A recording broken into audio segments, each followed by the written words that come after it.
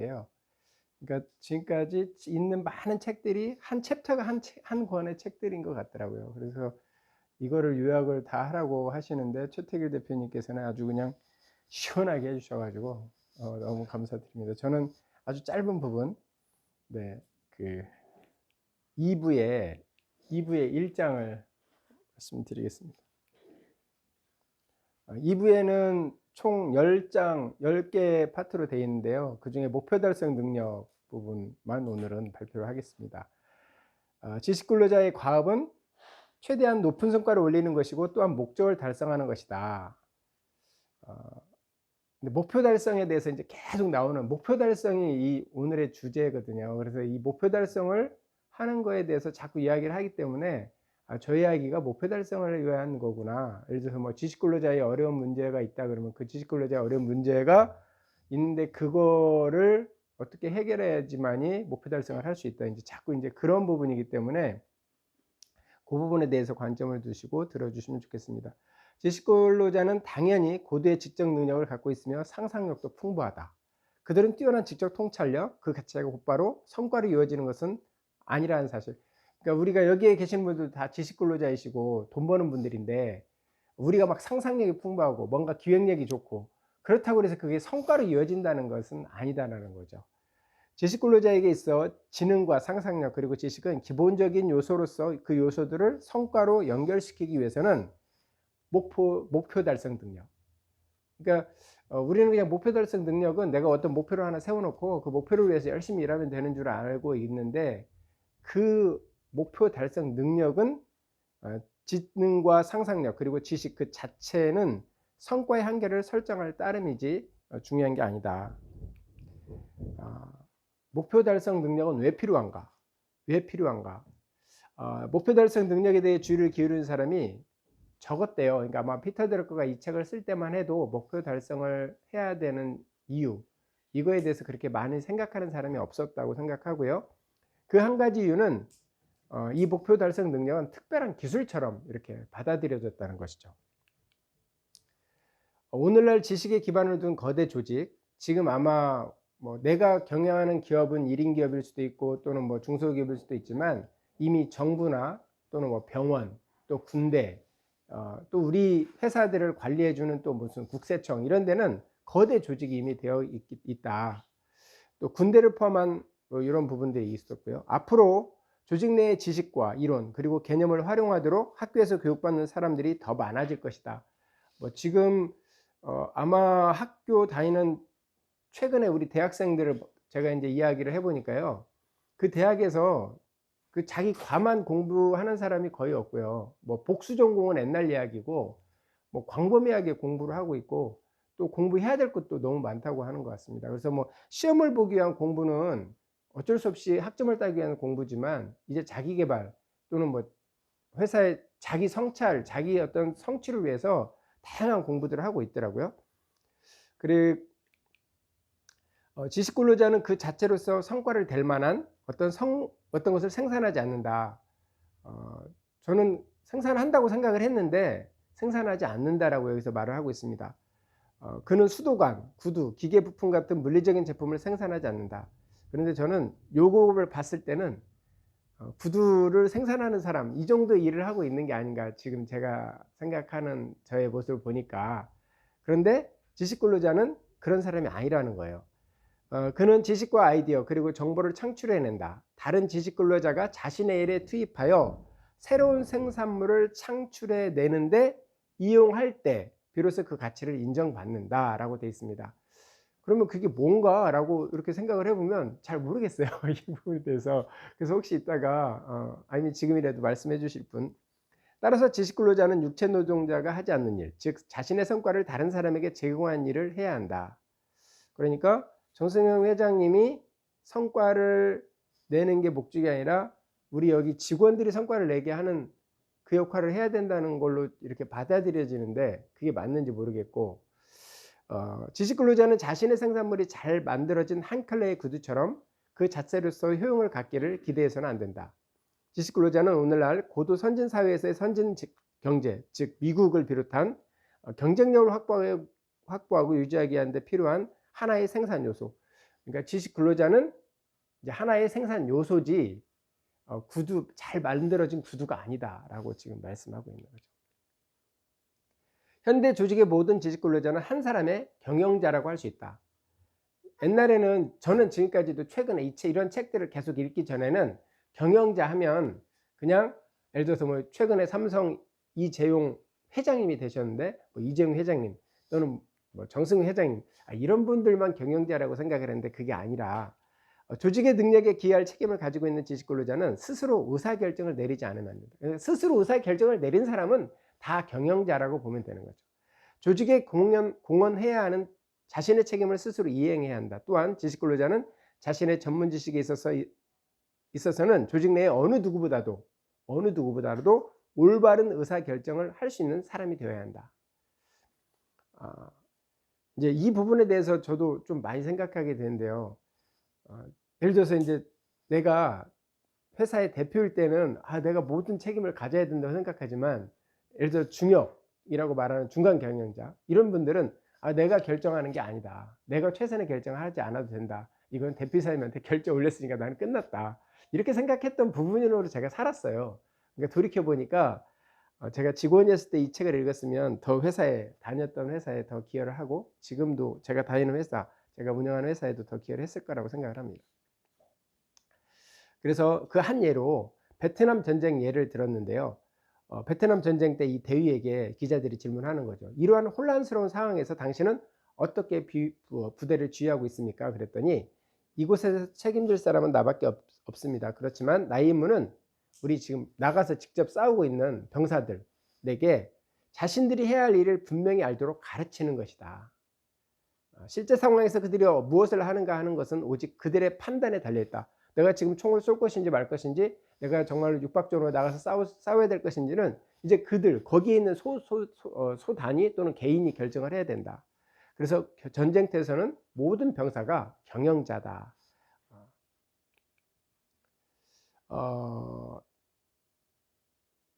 여기는 뭐 경영자다라고 되어 있는 것들 다시 그냥 넘어가겠습니다. 지식 근로자가 겪는 4가지 현실. 이 책에 지금 이 과에서는 이 부분이 가장 1, 2, 3, 4라고 되어 있는 부분을 계속 설명하고 있고요. 특히 4번에 대해서 엄청난 분량의 설명을 하고 있습니다. 그래서 다른 사람을 위해 시간을 할애하는 경우가 많다. 지식 근로자가. 그러니까 이거는 지식 근로자가 해야 할 일은 아니에요, 사실은. 또 현실을 바꾸기 위해 적극적인 행동을 취하지 않는 한 일상 업무에 쫓겨다닌다. 이것도 지식 근로자가 해야 할 업무는 아닌 거예요. 그 다음에 조직 내에서 일하고 있다. 내가 조직 내에서 일하고 있고 조직 내부의 세계에 존재한다.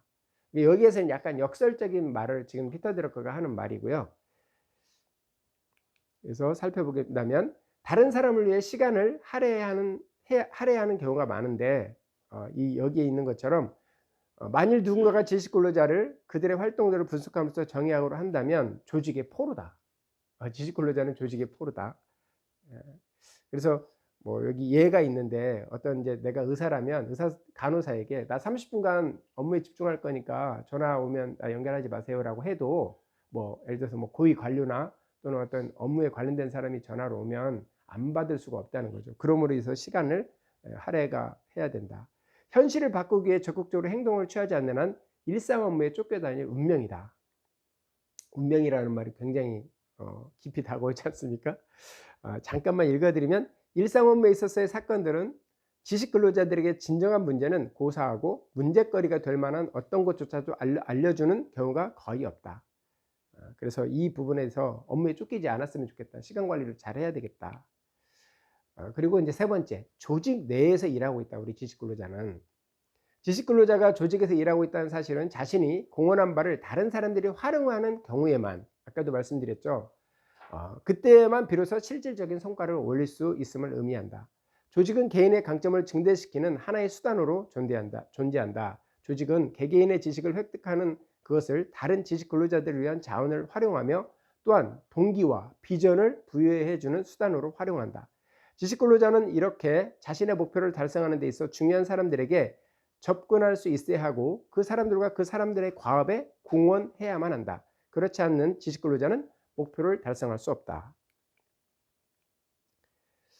모든 지식 근로자는 내부를 가장 가깝고도 직접적인 현실로 인식한다. 조직 외부의 세계를 본다 해도 우리가 조직 외부의 세계를 사실 봐야 된다라는 것을 강조하고 있는데, 조직 외부의 세계는 두터운 렌즈로 이렇게 통해서만 볼 수 있기 때문에 왜곡해서 볼 수밖에 없다.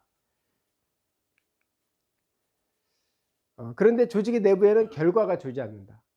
우리가 조직의 내부에서 이 부분이 굉장히 아주 단순하면서도 굉장히 우리에게 시사하는 바가 큰데요.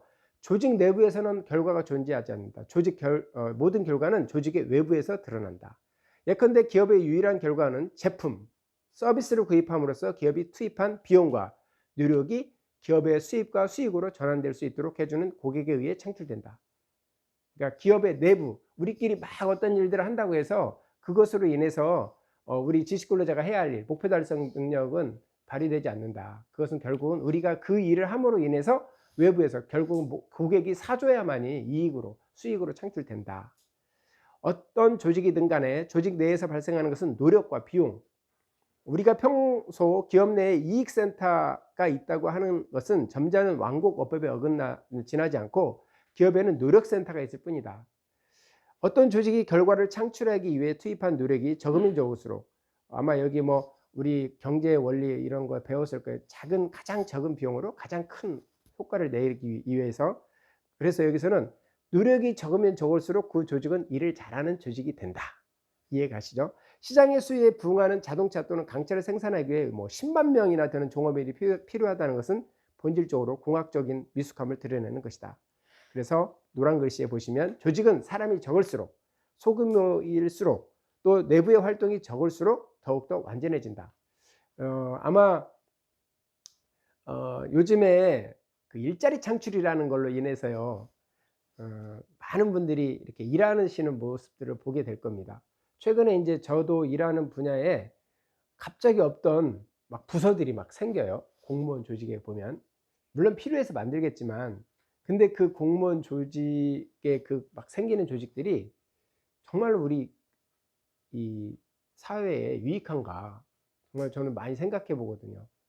그 절차만 많아지는 거예요. 어떤 일들을 하는데 그전에 절차에서 했던 일들이 막 2개, 3개를 더 해야 되는 거고, 시간이 오래 걸리고 비용도 많이 들고, 그런 것들을 보면서 좀 이 부분이 일자리 창출이 이제 공무원 고용으로 이게 이루어지면서 제가 이 부분을 좀 생각하게 됐습니다. 하나의 조직은 동물과는 달리 존재하는 그 자체의 목적이 아니다. 단순한 영속적 보존 활동만으로는 성장이라고 할 수가 없다. 조직은 사회의 기관이며 또 외부 세계에 대한 광원을 통해 존재 의의를 인정받는다. 그렇지만 조직이 점점 더 비대해지고 높은 성공을 거둘수록 조직 내부에서 지식근로자의 관심, 노력, 능력을 더 많이 요구하게 됨으로써 조직 외부에 대한 지식근로자 본래의 임무와 진정한 목표는 뒷전으로 밀려나 버리고 만다. 여기에서 이제 높은 성공을 거둘수록이라는 말이 이렇게 빨간 글씨로 제가 쳐놨는데요. 우리가 이제 경험상 높은 성과를 올린 그 어떤 실적들, 그런 것들이 있을 때 거기에 집중을 하다 보면 정말로 우리가 집중해야 될 것의 상품에 대해서 뭐 이렇게 못하고 있다라고 여기 책에서 말하고 있습니다. 그래서 조직 외부에 대한 지식근로자, 우리 지식근로자는 조직 외부에 대해서 많이 신경을 써야 되는데 정작 그 일에 신경을 못 쓰고 결국은 이제 다른 책에 보면 이걸로 인해서 발목을 잡혀가지고 회사가 망하는 경우도 있다고 하더라고요.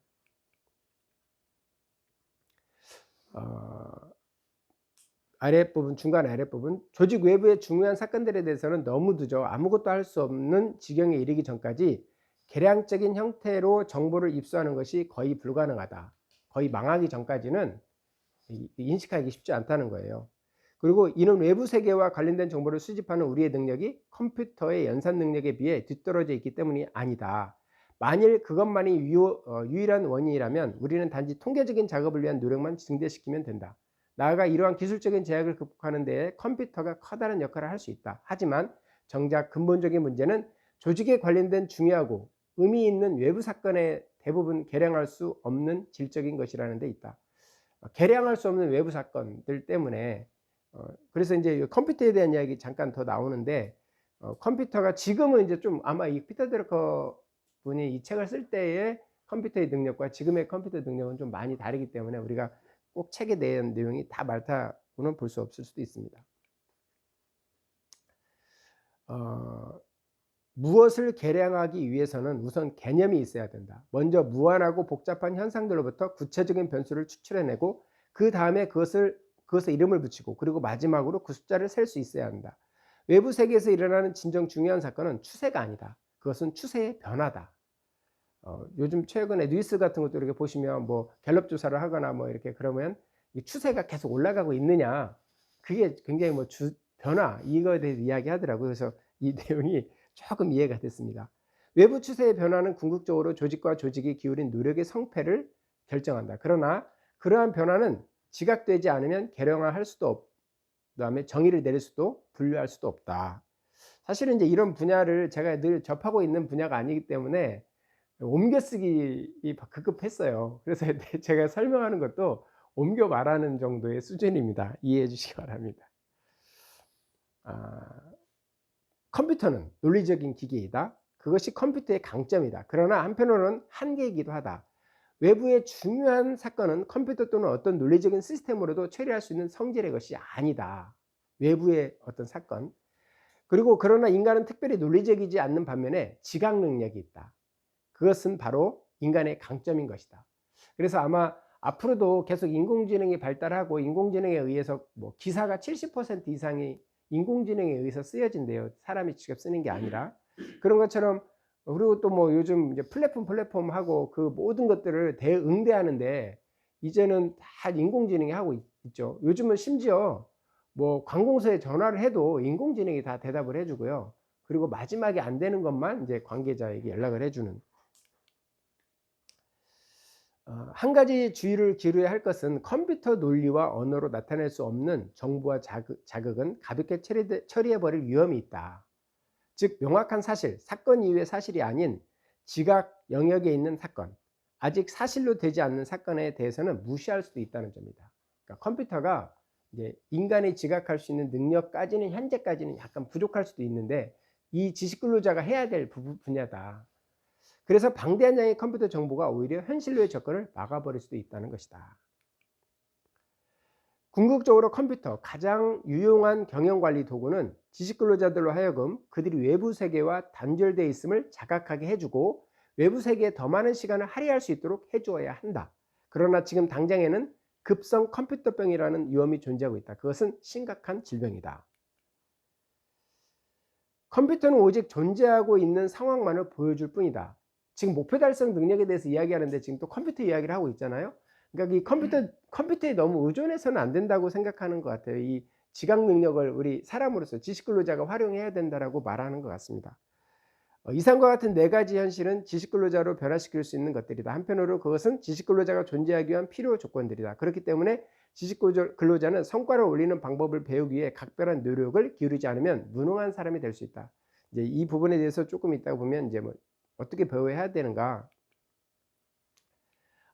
지식근로자의 목표 달성 능력을 향상시켜야 된다. 이제 지식근로자 이제 만능이 거의 없다라고 되는데 뭐 상황 분석가 이제 지식근로자라고 하면은 보통은 초창기에는 거의 만능 뭐 모든 것을 잘할 수 있는 사람으로 이렇게 되어야 된다고 이렇게 자꾸 말을 했었나 봐요. 그래서 뭐 상황 분석가이면서 의사결정, 또 협력, 역학관계, 숫자, 예술적인 신미한, 창조적 상상력 어떤 분야이든 척척 해내야만 되는 사람이 지식근로자라고 이렇게 오해를 하고 있었다고 합니다. 어떤 분야에서든 강점을 지닌 사람이 그 강점을 잘 활용할 수 있도록 해주는 조직을 만드는 방법을 배워야 한다. 그러나 구성원의 능력을 향상시키는 것만으로는 우리가 목표로 하는 성과를 달성할 것으로 기대할 수가 없다. 그래서 인간이 작업할 때 사용하는 작업도구 개선이 필요하다. 오늘날 고등교육을 받은 젊은이들의 약점 가운데 하나는 자신의 전문 분야에 대한 지식에 만족하고 다른 분야에 대해서는 경시한다는 점. 다른 분야도 왜 필요하며 무엇을 하려고 하는 분야인가에 대해서는 정도는 알아둘 책임이 있다. 모든 사람이 만능 전문가가 되어야 한다는 것은 아니다. 그 대신 능력을 가진 사람을 잘 활용할 수 있는 방법을 배워야 한다. 목표 달성 능력은 조직이 추구해야 할 것들 중 가장 우선순위를 차지한다. 동시에 목표 달성 능력은 하나의 도구로서 그리고 성과와 공헌을 달성하는 수단으로서 지식근로자 개인에게도 한층 더 높은 우선순위를 점유할 가치가 있다. 저는 목표 달성 능력을 공부해야 된다고 생각한 거는 어쨌든 최근에 이 책을 통해서만 알았지, 그전에는 그냥 목표를 세우고 목표를 위해서 열심히 일하는 거 정도만 했지, 이렇게 구체적으로 연습하거나 노력해야 될 것들을 생각하지 못했습니다. 목표 달성 능력은 배워서 익힐 수 있는가 부분인데요. 이제 지금 5번째 주제인데, 목표 달성 능력이 타고나는 것이 아니라 배워서 익힐 수 있는 것이다. 또 목표 달성 능력은 무엇으로 구성되어 있는가? 이제 지금 피터 드러커가 우리에게 막 질문을 하는 거예요. 목표 달성 능력을 갖추기 위해서는 무엇을 배워야 하는가? 그것은 어떤 종류의 학습인가? 그것은 체계적으로 그리고 개념적으로 배우는 지식인가? 아니면 도제 방식으로 배우는 기술인가? 혹은 기본적인 것을 되풀이함으로써 배우는 기능인가? 여기에 이 질문에 대해서 이렇게 이미 마음으로 이렇게 대답이 되시는 분들이 있을 거예요. 근데 피터 드러커의 경우 자기가 경험한 바를 두 개로 이렇게 나눠서 했는데요. 목표 달성 능력은 나에게 다음에 2가지 점에서 결정적으로 중요하다.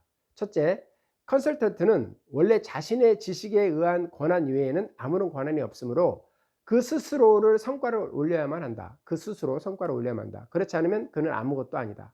두 번째는 가장 효과적인 컨설턴트가 무언가를 이루기 위해서는 고객의 조직 내에 있는 사람들에게 의존해야 한다는 점이다. 그러므로 컨설턴트가 자신의 일에 공헌을 하고 결과를 얻어내느냐, 혹은 경비만 축내는 코스트 센터에 머물면서 기껏 광대 노릇이나 하느냐 하는 것은 전적으로 조직 내 사람들이 가진 목표 달성 능력에 달려 있다. 여기서 결국은 컨설턴트가 목표 달성 어떤 일을 성과를 내기 위해서는 조직 내에 있는 사람들이 목표 달성 능력을 가지고 있어야 된다고. 그러니까 어떻게 보면 본인의 능력보다 자기가 컨설턴트 하고 있는 회사 내에 조직에 있는 사람들의 태도가 더 중요하다고 말을 하고 있습니다. 나는 성과를 올리는 인간형이 따로 존재한다는 것이 아니라는 사실. 이제 예를 들어서 저 사람은 성공했는데 저 사람은 그냥 탁월한 분이고 저 사람은 당연히 성과를 낼 수밖에 없는 사람이야 라고 하는 것이 사실이 아니다라는 거예요. 나는 성과를 거둔 사람들은 많이 만나봤는데 그들의 성격과 능력, 그들이 하는 일과 일하는 방식, 그리고 그들이 가진 개성과 지식과 관심사들은 천차만별이었다. 사실 인간을 구별하는 모든 측면에서 그들은 서로 달랐다. 하지만 그들의 공통점은 올바른 일을 해낼 수 있는 능력뿐이었다. 그러니까 어떤 성과를 내고 목표 달성을 하는 사람들은 올바른 일을 해낼 수 있는 능력을 가지고 있었다. 그래서 올바른 일을 할 수 있는 능력을 우리가 소유하고 그것을 얻기 위해서 또는 목표 달성을 능력을 달성하기 위해서는 이게 필요하다. 성과를 올리는 모든 사람이 공통적으로 갖고 있는 것은 자신의 능력과 존재를 성과로 연결시키기 위해 끊임없이 노력하는 실행 능력. 여기에서 이제 우리가 여기에서 이야기할 때도 실행 능력에 대해서 우리 김종두 대표님 이야기를 했었는데, 이렇게 실행 능력이 필요하다. 이러한 실행 능력은 기업, 정부, 기관, 병원, 대학 어느 조직에서 일하든지 성과를 올리는 사람들의 공통점으로 드러났다. 실행 능력은 하나의 습관이다. 즉 습관적인 능력들의 집합이다. 요즘에 이제 습관에 대해서 제가 이제 기도하는 습관도 좀 길러보려고 노력을 하고 있는데, 이게 습관이라는 게 나쁜 말을 할 때 쓰는 이렇게 습관으로 많이 사람들이 말을 해요. 근데 여기에서 이게 습관이 나쁜 말을 하는데 이렇게 접두나 전미사로 써야 될 말이 아니라 정말 우리 목표 달성 능력에도 필요한 거구나. 그래서 실행 능력은 지속적으로 배워야 가능한 것이지만 한편으로는 믿어지지 않을 만큼 단순한 것이기도 하다. 심지어 7살짜리 어린아이도 그것이 무엇이라는 것을 이해하는 데 어려움을 느끼지 않는다. 그러나 그것을 충실히 유지하는 것은 언제나 무척 어렵다. 우리 모두가 구구단을 외우는 것처럼 실행 능력을 몸에 익혀야 한다. 이 실행 능력을 몸에 익혀야 된다고 생각한 적이 최근에 많이 있었나요? 아니면 그렇게 살고 있으신 분들도 있을 텐데, 이렇게 실행 능력도 내가 연습이 필요하구나. 실행 능력은 반복적인 실행을 통해서만 배울 수 있는 것이다. 목표 달성 능력을 갖추는 데 필요한 것은 특별히 재능이 아니라 노력을 통해서 얻을 수 있는 만큼의 역량이다. 그러니까 우리가 지금 이 주제가 목표 달성 능력인데, 목표 달성 능력이 실행 능력, 이 실행 능력도 연습, 습관을 통해서 또 죽으라고 노력을 해야 된다는 거예요. 말하자면 음계대로 피아노를 칠 수 있는 역량이 필요한 것이다. 이제 보통 많은 이렇게 연주자들 중에 특출난 사람이 있대요. 정말로 보기만 하고 듣기만 해도, 아니면 생각만 해도 그냥 피아노가 쳐지는 사람이 있대요. 그런데 거의 대부분은 죽으라고 연습을 해야지 정말로 우리가 볼 수 있는 아주 아름다운 연주로 볼 수 있다는 거죠. 이렇게 해서 이제 마치는데 저는 어쨌든 이 목표 달성 능력 10장 12장이었나? 중에 이 한 장만 오늘 했어요. 그래서 너무 어 제가 시간도 좀 뭐 많이 부족했다고 생각을 하고 하는데, 근데 이거조차도 제가 이렇게 말을 하기까지는 상당히 어려운 절차를 거쳤습니다. 여기 와서까지도 계속 이렇게 우리 최태기 대표님 강의하는 데 집중하지 못했었는데, 근데 최태기 대표님은 와 진짜 이 전문 지식 근로자이세요. 강의도 탁월하시고. 그래서 어 제가 녹화를 안 하다가 갑자기 제 녹화를 꺼낸 이유가, 최태길 대표님이 여기서 하는 거를 내가 남겨 놔야 되겠다. 물론 우리 정성현 대표님 여기서 영상을 촬영하시는데 나도 남겨 놔야 되겠다 싶어서 빨리 꺼내서 두 개로 녹화를 하고 있었습니다. 정말 목표 달성 능력 이것만 제가 실행을 하고 연습해서 내 몸에 익힌다면 제가 지금 고민하고 있는 많은 문제들이 다는 아니겠지만 몇 가지는 해결되지 않을까 생각을 하면서 이 강의를 마치겠습니다. 감사합니다.